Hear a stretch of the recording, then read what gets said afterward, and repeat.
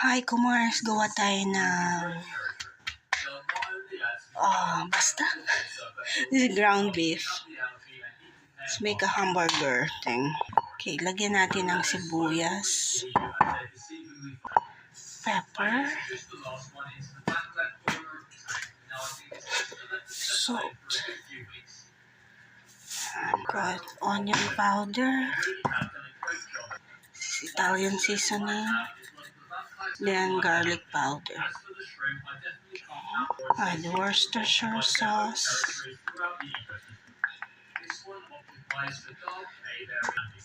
Two egg, guys. Eggs. And then you mix it. Okay, it's mixed already. Let's assemble. Lagyan natin ng sauce to.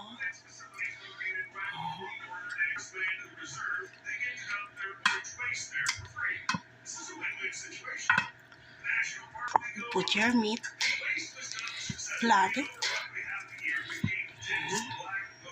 Okay. After that, we have our cheese ravioli. Put it there. And okay, after you put that, you put again the meat. Or you can add more sauce. Okay.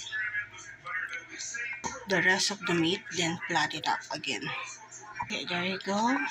Then bake it for an hour. And then let's see, you can add cheese.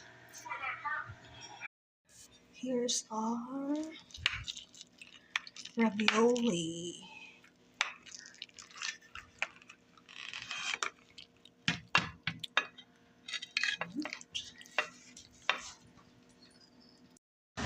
Okay, here's our cheese.